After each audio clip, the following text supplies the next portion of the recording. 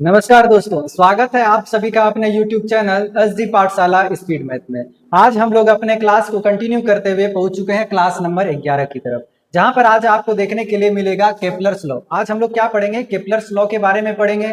Kepler's के द्वारा कितने लॉ दिए गए थे, वो सारे लॉ को हम लोग आज क्या करेंगे, अपने क्लास में डिटेल से डिस्कस करेंगे। तो जितने भी नए बच्चे हैं वो क्या करेंगे, चैनल को सब्सक्राइब कर लेंगे और अपने दोस्तों के बीच में क्लास को शेयर कर दीजिएगा। अगर आपको ये पूरा क्लास पसंद आएगा तो आप क्या करेंगे, क्लास को लाइक कर दीजिएगा। तो चलिए हम लोग ज्यादा लेट नहीं करते हुए क्या करेंगे, अपने क्लास की तरफ आगे बढ़ते हैं। तो आप स्क्रीन पर देख सकते हैं कि हम लोग अपने इस क्लास में क्या क्या देखने वाले हैं। तो केपलर्स लॉ हम लोग पढ़ेंगे, जिसमें से कि आपका फर्स्ट लॉ रहेगा जो किसके बेस्ड था, सेकंड जो आपका लॉ दिया गया था किसके आधार पे था, और थर्ड लॉ पे क्या बताया गया था। ये सारी चीज को हम लोग क्या करेंगे, अपने क्लास में डिस्कस करने वाले हैं। ठीक है, तो चलिए हम लोग अपने क्लास में आगे बढ़ते हैं। जैसे कि आप देख सकते हैं अपने स्क्रीन पर केपलर्स के ग्रहों के गति के नियम टोटल कितने दिए गए थे केपलर्स के द्वारा। टोटल 3 लॉ दिए गए थे केपलर्स का, प्रथम लॉ, सेकेंड लॉ और थर्ड लॉ। ये तीनों लॉ को हम लोग क्या करेंगे, अपने स्लाइड में भी अच्छे से डिटेल्स में क्या करेंगे, डिस्कस करेंगे। ठीक है, तो चलिए क्लास को क्या क्या करते हैं, यहाँ से कंटिन्यू करते हैं और समझते हैं केपलर्स का लॉ क्या है ना।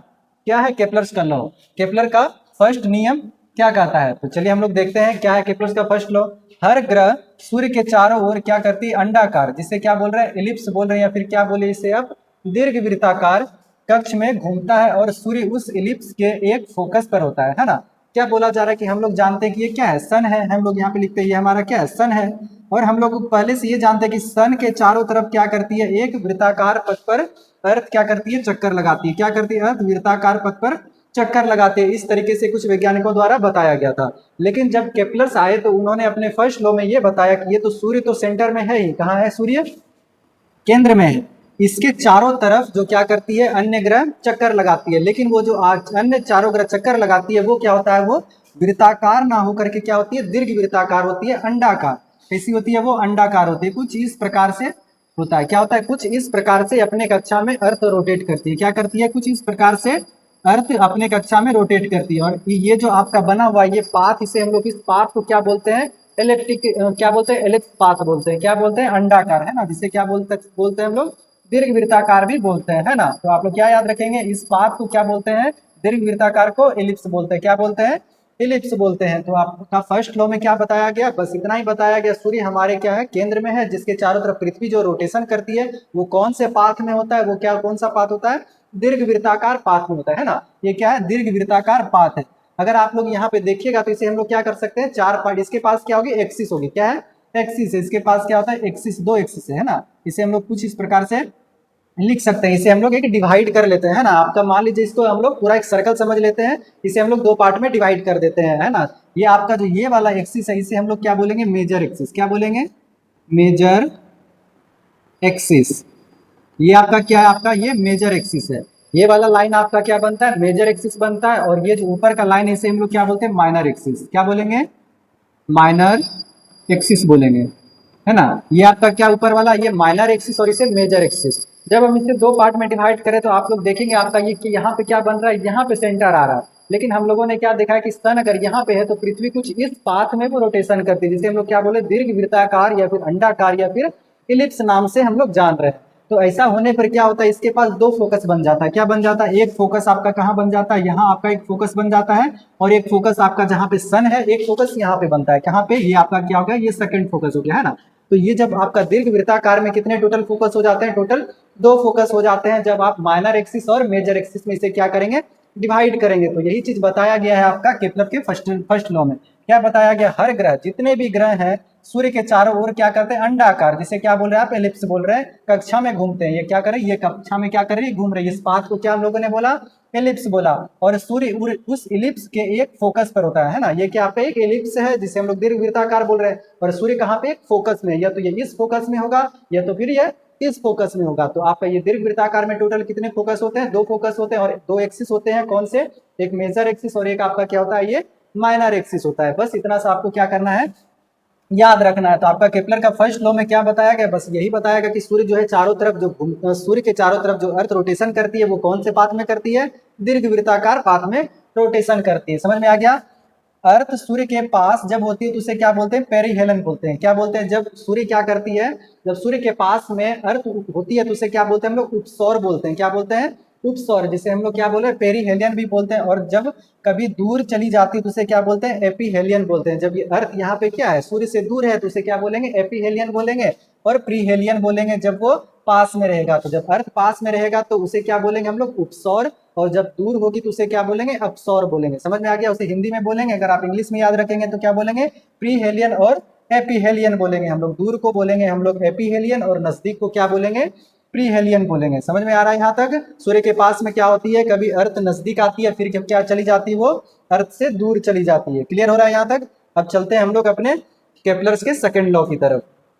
केपलर के द्वारा जो दूसरा नियम दिया गया था उसमें क्या बताया गया था, केपलर के द्वारा कुछ उसमें भी चीजों को अच्छे से डिस्क्राइब किया गया था। जैसे कि ग्रह और सूर्य को जोड़ने वाली रेखा क्या होती है, समान में क्या होता है, समय में समान क्षेत्रफल तय करती है। क्या करती है, स्वीप करते हैं। स्वीप मतलब क्या, वो एरिया कवर करना। जब आगे बढ़ती है तो समान एरिया कवर करती है। तो ये चीज को हम लोग यहाँ पे क्या करते हैं, अच्छे से डायग्राम में समझ लेते हैं। जैसे आपका क्या, ये सन है ना, ये आपका सन है। और सन के चारों तरफ जो पाथ बनता है, किस प्रकार का बनता है, दीर्घ वृत्ताकार पाथ बनता है। कैसा बनता है, दीर्घ वृत्ताकार पाथ बनता है। तो आपका ये जो केपलर के सेकंड लॉ में ये बताया गया कि जैसे कि ये आपका क्या है, सन है, और यहाँ पे आपका मानिए अर्थ है। क्या आपका ये अर्थ है, क्या ये आपका अर्थ है ना। जब हम अर्थ का डे काउंटिंग करेंगे, है ना, क्या करेंगे, डे काउंटिंग। आपका यहाँ से अगर सूर्य को यहाँ तक आने में, ये आपका क्या हो गया, ये भी आपका अर्थ हो गया। जब अर्थ ये यहाँ से यहाँ तक आ रही है तो टोटल इसे कितना समय लग रहा है, 20 डेज लग रहा है। हम लोग एक तरीके से इसे क्या कर दे, एक फिक्स टाइम दे देते हैं कि हम लोग जब इसे मेजर करने के लिए हम लोग इसे 20 दिन का समय देते हैं। तो 20 दिन में देखें तो ये सन के पास से ये अर्थ जो है कुछ इतना एरिया कवर करेगी। क्या करेगी, कुछ इतना डिस्टेंस ये क्या करेगी, स्वीप करेगी, आगे बढ़ेगी। तो आगे बढ़ते समय क्या होगा, ये कुछ इतना एरिया कवर करेगा। क्या करेगा, इतना एरिया कवर करेगा। इसी चीज को देखने के लिए केपलर्स ने ये देखा कि अगर ये तो सूर्य के पास में ये इतना एरिया कवर कर रही है, तो क्या अगर ये सूर्य से जब पृथ्वी दूर रहती है तो क्या उतना ही एरिया कंप्लीट होता है या नहीं होता है। तो केपलर ने क्या देखा कि जब आपका अर्थ मानिए कि कहाँ पे है, अर्थ आपका, सॉरी,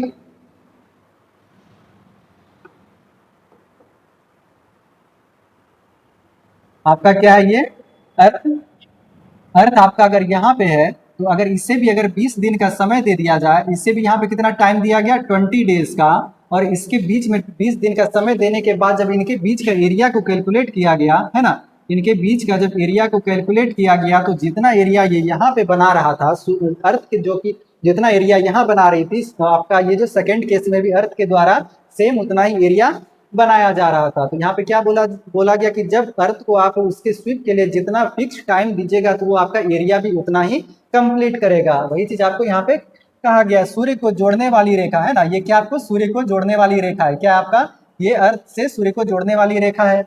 उसको समान समय में समान क्षेत्रफल स्वीप करती है। वो क्या करती है, समान समय में, यहाँ भी आपका समान समय है 20 दिन है, यहाँ भी आपका 20 दिन है, दोनों उतने समय में उतना ही एरिया क्या कर रही है, कवर कर रही है। लेकिन आप यहाँ पे देखेंगे तो कुछ देखने में आपको ये डिस्टेंस ज्यादा लगेगा।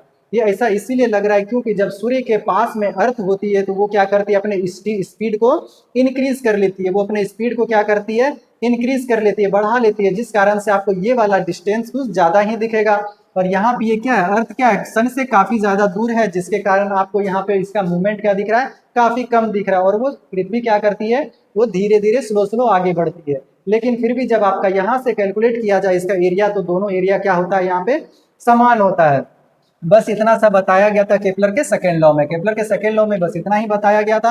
अगर फर्स्ट केस में अगर आप इसे अर्थ को जितना फिक्स टाइम दीजिएगा, अगर सेकेंड केस में भी अगर आप उसे फिक्स टाइम दीजिएगा, तो दोनों में आपका एरिया क्या निकल के आता है, समान निकल के आता है। और यह भी बताया गया कि जब सूर्य के नजदीक पृथ्वी होगी तो क्या होगा, उसका पृथ्वी का जो चलने का स्पीड होता है वहां से काफी तेज होता है। क्या होता है, काफी तेज होता है। और आपका ये दूर होने पर क्या होता है, उसका स्पीड कम हो जाता है। यहाँ पे नजदीक में काफी तेज स्पीड से निकलती है और दूर जाने के बाद उनका स्पीड स्लो हो जाता है। ये चीज कहा गया था।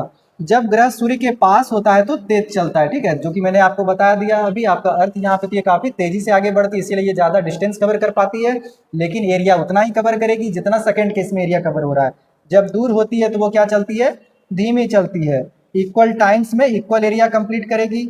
स्पीड बदलती है लेकिन क्या करती है, एरिया सेम रहती है। तो आप यहाँ पे देख सकते हैं कि आपका स्पीड बढ़ चुका है, लेकिन आपका एरिया जितना यहाँ पे है, यहाँ पे भी आपका उतना ही एरिया कंप्लीट किया गया है। क्लियर हो रहा है यहाँ से। आपका केपलर के सेकंड लॉ में क्या बताया गया था, फर्स्ट लॉ में बताया गया था कि ये सूर्य जो है, सूर्य और सूर्य के चारों तरफ जो पृथ्वी घूमती है वो कौन से दीर्घवृत्ताकार पथ पर घूमती है। और सेकंड केस में बताया गया कि जितना एरिया पृथ्वी पृथ्वी जब सूर्य के नजदीक होगी और वो अगर उसे इक्वल टाइम दे दिया जाए, जितना एरिया वो कवर करेगी, दूर रहने पर भी अगर उसे उतना ही समय दे दिया जाए तो वो उतना ही एरिया कवर करेगी। ये चीज आपका क्या था, बताया गया था केपलर के सेकेंड लॉ में। अब हम लोग आगे बढ़ते हुए आ चुके हैं अपने केपलर्स के थर्ड लॉ पर। कहाँ पहुंच चुके हैं हम लोग, केपलर्स के थर्ड लॉ पर पहुंच चुके हैं। तो देखते हैं यहाँ पे हमारा केपलर्स का थर्ड लॉ क्या कहता है। केपलर किसी ग्रह के परिक्रमण समय टी का क्या होता है, वर्ग उसकी कक्षा के अर्धवृत्ताकार एक एक घन के समानुपाती होता है। ठीक है, तो इस चीज को हम लोग थोड़ा सा यहाँ पे डिटेल्स में क्या कर लेते हैं, डिस्कस कर लेते हैं। जैसे कि आपका ये क्या है, सन है ना, क्या है आपका ये सन है। ये आपका हो गया सन हो गया, और सन के चारों तरफ क्या करती है, पृथ्वी चक्कर लगाती है। क्या करती है, पृथ्वी चक्कर लगाती है। वो किस पाथ में लगाती है, दीर्घ वृत्ताकार पाथ पर लगाती है। क्या करती है, दीर्घ वृत्ताकार पाथ पर चक्कर लगाती है। ये आपका क्या हो गया, मानिए इसे अर्थ आपका यहाँ पे हो गया। ठीक है, लेकिन ऐसा तो नहीं है कि केवल हमारे पास अर्थ ही है। क्या है आपका, ऐसा तो नहीं है कि केवल अर्थ ही है, ऐसे ऐसे बहुत सारे ग्रह है ना, वो भी क्या कर रहे हैं, कुछ इसी प्रकार से दीर्घ वृत्ताकार पाथ पर ही चक्कर लगा रहे हैं। क्या कर रहे हैं, दीर्घ वृत्ताकार पाथ पर ही चक्कर लगा रहे हैं। आपका ये भी क्या हो गया, और भी और ग्रह हो गए। इसी तरीके से क्या होता है, ये बेल्ट आपका ये जो पाथ है ये और आगे बढ़ते रहता है। क्या होता है, और आगे बढ़ते रहता है। तो हम लोगों ने क्या देखा है कि हमारा क्या होता है, इसमें दो एक्सिस होते हैं, जिसे हम लोग क्या बोलते थे, एक मेजर एक्सिस है, ये क्या आपका, ये मेजर एक्सिस है, और ये क्या आपका माइनर एक्सिस हो जाता है। मेजर एक्सिस मतलब क्या, ये बड़ा वाला, क्योंकि ये दीर्घ वृत्ताकार बन रहा है, ये कुछ ज्यादा डिस्टेंस ले रहा है, इसीलिए हम लोग क्या बोल रहे हैं, मेजर एक्सिस बोल रहे हैं, और इसे क्या बोल रहे हैं, माइनर एक्सिस बोल रहे हैं। और इसमें क्या होता है, टोटल दो फोकस होते हैं। कितने होते हैं, टोटल दो फोकस होते हैं। और अगर हमको यहाँ पे क्या निकालना है, आपका ये तृतीय नियम में क्या बोलता है कि आपको एक डिस्टेंस निकालना है, कि अगर ये अर्थ जो है, अर्थ है, उसके बाद मंगल होगा, क्या होगा उसके बाद मंगल होगा। अगर हमको इसका डिस्टेंस निकालना है तो हम लोग किस तरीके से निकालेंगे, उसका वो घूर्णन गति जो है कि वो एक मतलब कि वो सूर्य का एक चक्कर कितने टाइम में निकालना है, टाइम पीरियड निकालना है, तो किस तरीके से निकालेंगे। उसके लिए हम लोगों ने क्या किया है कि एक सेंटर मानना पड़ता है। हम लोग को क्या मानना पड़ता है, सेंटर मानना पड़ता है ना। तो हम लोग यहाँ पे क्या करेंगे, तो ये आपका क्या है, ये आधा डिस्टेंस है, ये आपका क्या है, आधा डिस्टेंस है ना, क्या आपका ये आधा डिस्टेंस है, और ये फिर आधा डिस्टेंस है, जिसे हम लोग क्या बोलते हैं, सेमी मेजर एक्सिस। क्या बोलेंगे हम लोग, सेमी मेजर एक्सिस। क्या बोलेंगे, सेमी मेजर एक्सिस बोलेंगे, है ना।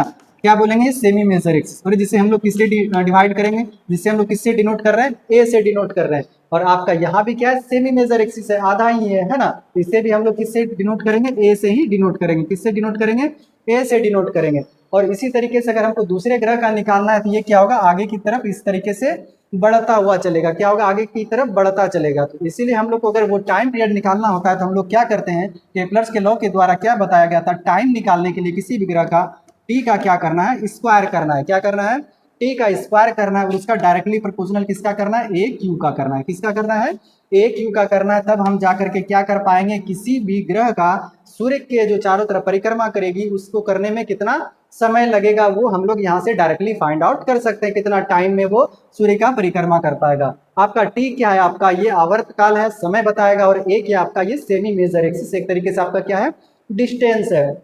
इसे ए से ही क्यों डिनोट किया गया, इसे हम लोग आखिर यहाँ से ही क्यों ले रहे हैं, क्योंकि आपको एक एवरेज डिस्टेंस मानना पड़ेगा। हम लोग तो सन को यहाँ पे सेंटर पे रखे हैं, लेकिन यहाँ पे अगर आप दीर्घ वृत्ताकार बनाते हैं तो उसका आपका क्या लेना पड़ेगा, सेंटर से किसी चीज को भी आपको मेजर करना पड़ेगा, वहां से आपको कैलकुलेट करना पड़ेगा। इसीलिए हम लोग क्या बोल रहे हैं, इसे सेमी मेजर एक्सिस बोल रहे हैं। इसका क्या करेंगे हम लोग, ए क्यू कर देंगे तो हमारा क्या निकल के आ जाएगा, टाइम निकल के आ जाएगा। आप देख सकते हैं डेफिनेशन में भी सेम वही चीज को, बात को यहाँ पे रखा गया है। किसी ग्रह के परिक्रमण समय, है ना, कोई भी ग्रह अर्थ ही है, उसी का मान लीजिए परिक्रमण समय, मतलब क्या कि वो उसका परिक्रमण, वो सूर्य के चारों तरफ घूमने का समय किससे डिनोट किया जा रहा है, टी से। उसका क्या है यहाँ पे, वर्ग है ना, का वर्ग उसकी कक्षा के अर्ध दीर्घ कक्ष है ना, ये क्या आपका ये एक दीर्घ कक्ष है, इसका आधा क्या हो गया, अर्ध दीर्घ अक्ष हो गया, है ना, जिसे हम लोग सेमी मेजर एक्सिस बोल सकते हैं। उसका ए क्यू है ना, एक एक घन बोला जा रहा है, किसका, ए का घन बोला जा रहा है, उसके समानुपाती होता है। क्या होता है, उसका समानुपाती होता है। तो बस ये चीज को आपको याद रखना है कि आपका केपलर्स के तृतीय नियम में क्या बताया गया था, टी का स्क्वायर डायरेक्टली प्रोपोर्शनल ए का क्यू। यहाँ से हम लोग क्या निकालेंगे, किसी ग्रह का परिक्रमण समय निकाल सकते हैं, परिक्रमण काल, कि वो सूर्य के एक चक्कर लगाने में कितना समय लगाएगा। बस ये चीज आपको क्या रखना है, केपलर्स के थर्ड लॉ में याद रखना है ना। क्लियर हो रहा है। जैसे कि आप देखेंगे जो ग्रह सूर्य से दूर होता है उसका क्या होता है, ऑर्बिटल टाइम ज्यादा हो जाता है। तो आप लोग जानते हैं कि सूर्य के नजदीक जो ग्रह होते हैं वो काफी जल्दी सूर्य का परिक्रमा कर लेते हैं, जो दूर होते हैं उसे थोड़ा और ज़्यादा टाइम लगता है, जो उससे भी दूर होंगे उसे और ज़्यादा क्या लगेगा, टाइम लगेगा। तो उसी का कुछ एग्जाम्पल है, जैसे कि आप देख सकते हैं मरकरी। मरकरी आपका क्या करता है, टोटल 88 दिन में ही सूर्य का चक्कर लगा पाता है। क्यों लगा पाता है, क्योंकि सूर्य के सबसे नजदीक का ग्रह कौन है, बुध है, इसीलिए उसे कितना समय लग रहा है, मात्र 88 दिन। और अर्थ कितने समय में लगाती है, आप लोग जानते ही हैं, टोटल 365 दिन में अर्थ क्या करती है, अपना एक चक्कर पूरा कर लेती है, जिसे हम लोग 365 को 1 ईयर बोलते हैं। क्या बोलते हैं हम लोग, 1 ईयर बोलते हैं। उसी तरीके से सैटर्न क्या है, ये लगभग 29 साल में अपने सूर्य का एक चक्कर लगाती है। ऐसा क्यों हो पा रहा है, क्योंकि जो है कि सूर्य से सैटर्न काफी ज्यादा दूर है। कितनी है, बहुत ज्यादा दूर होने के कारण से वो उसे अपना एक चक्कर कंप्लीट करने में 29 साल लग रहा है, ठीक है ना। सॉरी, क्या लग रहा है, टोटल 29 साल लग रहा है। और हम लोग ये जो 29 साल कैलकुलेट कर रहे हैं, किसको आधार मान के, टोटल 365 दिन, मतलब अर्थ को एक आधार मान करके उसके हिसाब से हम लोग ये ईयर कैलकुलेट करते हैं दूसरे ग्रह के लिए। तो उस हिसाब से आपको क्या याद रखना है कि आपका मरकरी कितना समय लेती है, 88 दिन, अर्थ कितना 365, और सैटर्न कितनी लेती है, 29 साल प्रॉपर टाइम लेता है सूर्य का एक चक्कर पूरा करने में। तो केपलर का ये थर्ड लॉ था। आपको उम्मीद है कि आपको ये क्लियर हो रहा होगा कि केपलर्स का थर्ड लॉ क्या था, टी का स्क्वायर डायरेक्टली प्रोपोर्शनल क्या होगा, ए का क्यू। और सेकंड लॉ में क्या बताया गया था कि आप अगर उसे इक्वल टाइम में जितना वो डिस्टेंस ट्रेवल करेगी और एरिया जितना निकलेगा, सेकंड केस में भी उतना ही एरिया वो देने वाली है। और फर्स्ट में क्या बताया गया था, आपको बताया गया था कि आपका सूर्य जो है इलेप्टिकल पाथ में वो घूमती है। किसमें घूमती है, वो आपका दीर्घ वृत्ताकार पाथ में घूमती है। क्लियर हो रहा है। आप देख सकते हैं कि उसके बेस्ड आपका क्या है, कुछ क्वेश्चन है, अगर आप वो कर लेंगे तो और भी ज्यादा आपको अच्छे से क्लियरिटी मिलेगा इस टॉपिक के ऊपर। जैसे कि आप देख सकते हैं केपलर के प्रथम नियम के अनुसार ग्रह किस प्रकार की कक्षा में क्या करते हैं, सूर्य के चारों तरफ घूमते हैं। तो किस प्रकार, फर्स्ट लॉ में क्या बताया गया था केपलर के द्वारा कि वो जो घूमती है अर्थ किस पाथ में घूमती है, एलिप्टिकल पाथ में घूमती है। किस में घूमती है, एलिप्टिकल पाथ में घूमती है, जिसे हम लोग एलिप्स भी बोल रहे थे। एलिप्टिकल पाथ बोले, एलिप्स बोले, फिर दीर्घ वृत्ताकार बोले। क्या बोले आप लोग, दीर्घ वृत्ताकार, दीर्घ वृत्ताकार, है ना। आप इसे क्या बोल सकते हैं, दीर्घ वृत्ताकार बोल सकते हैं, फिर क्या बोलते हैं, अंडा आकार का भी बोल सकते हैं। आपको जो ऑप्शन में दिखे उसमें क्या करेंगे, आप इसे टिक करेंगे। तो फर्स्ट क्वेश्चन का हमारा क्या हो जाएगा, आंसर ऑप्शन नंबर बी हो जाएगा। आपका सेकंड आप देखिए क्या बोला जा रहा है, यदि कोई ग्रह के पास क्या क्या जा रहा है, यदि किसी ग्रह के पास आने पर उसकी गति क्या हो रही है, 20 किलोमीटर से बढ़कर 30 किलोमीटर हो जाती है, तो यह केपलर के किस नियम को दर्शाता है ना, किस नियम को दर्शाता है। तो आप लोग जानते हैं कि आपका ये क्या है, सन है, और ये क्या करती है, इस पाथ पे अर्थ क्या करती है, रोटेशन करती है। अर्थ नहीं, बाकी सभी जितने भी ग्रह हैं इसी पाथ पर रोटेशन करती है, जिसे हम लोग क्या बोल रहे हैं, दीर्घ वृत्ताकार एलिप्टिकल पाथ बोल रहे हैं, है ना।